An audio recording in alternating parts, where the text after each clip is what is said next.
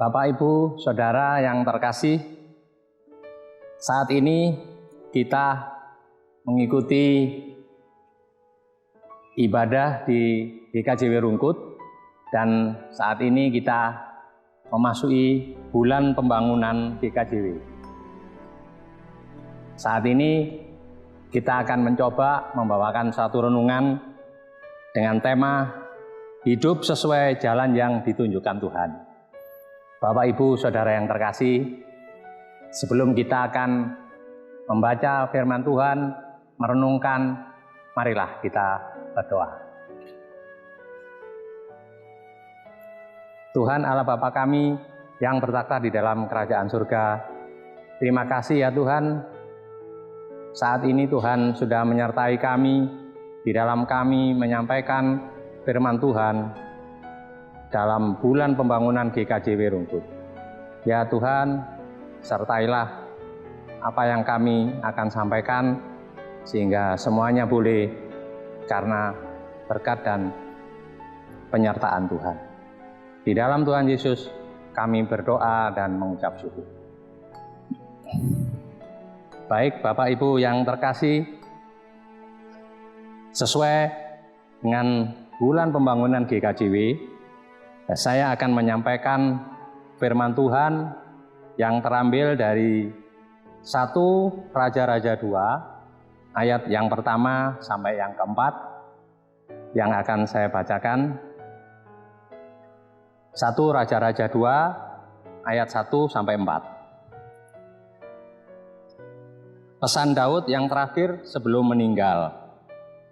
Ketika saat kematian Daud mendekat, ia berpesan kepada Salomo anaknya, "Aku ini akan menempuh jalan segala yang fana, maka kuatkanlah hatimu dan berlalulah seperti laki-laki.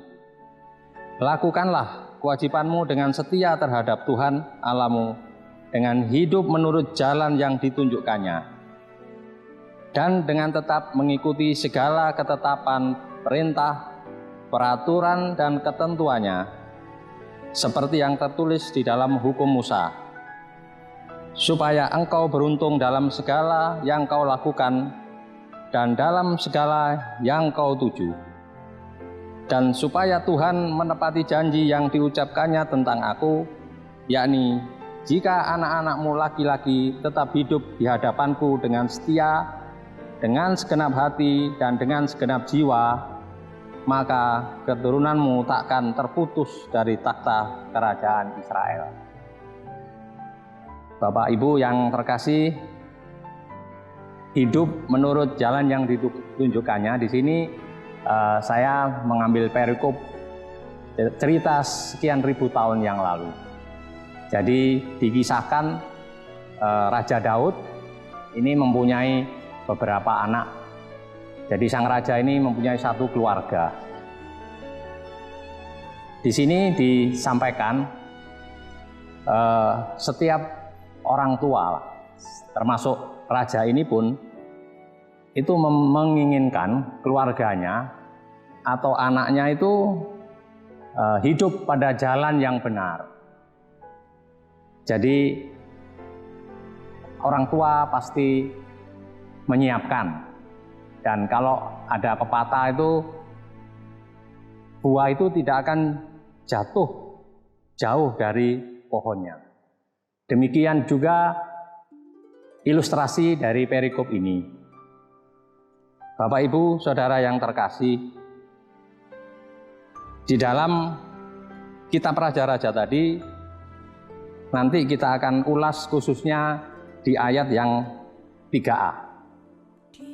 Lakukanlah kewajibanmu dengan setia terhadap Tuhan Allahmu, dengan hidup menurut jalan yang ditunjukkannya, dan dengan tetap mengikuti segala ketetapan, perintah, peraturan, dan ketentuannya. Bapak, Ibu, dan Saudara yang terkasih, saat ini kita merasakan ya, saat ini situasi pandemi begitu kita rasakan. Mungkin kalau saya hubungkan dengan kegiatan kita bergereja, kita sudah lalui sekitar 5 bulan. Jadi keadaan ini, situasi ini adalah situasi yang tidak mengenakan. Dan keadaan ini menimpa tidak hanya kita, tapi di seluruh planet bumi.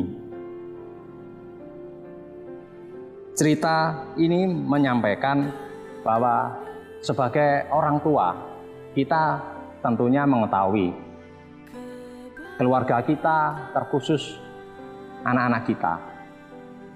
Dan seperti biasanya, orang tua juga akan menyampaikan karena sebagai orang tua itu mengetahui lebih dahulu daripada generasi berikutnya.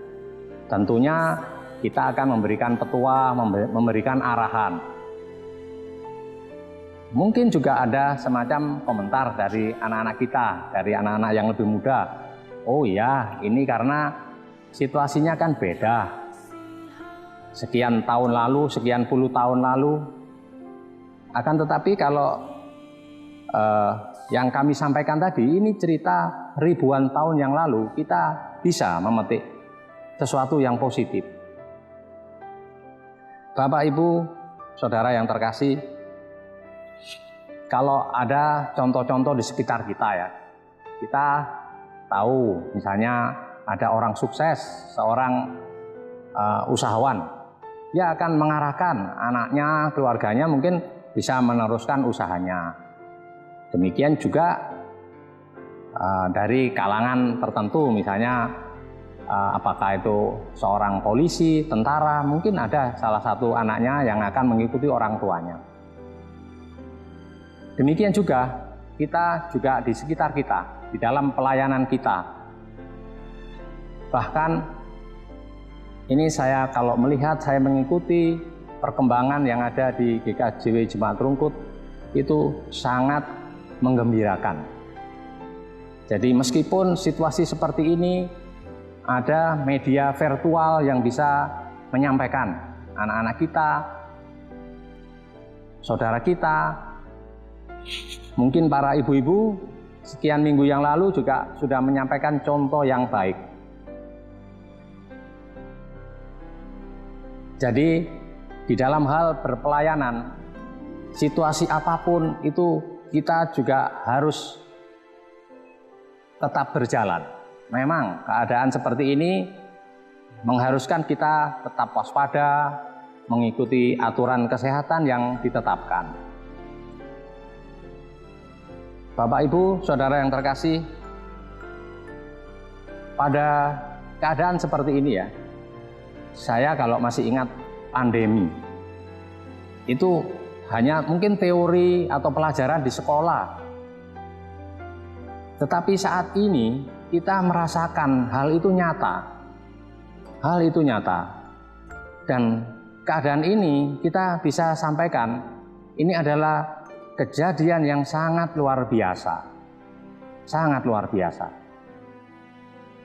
Situasi ini ada di mana-mana, termasuk kita berpelayanan.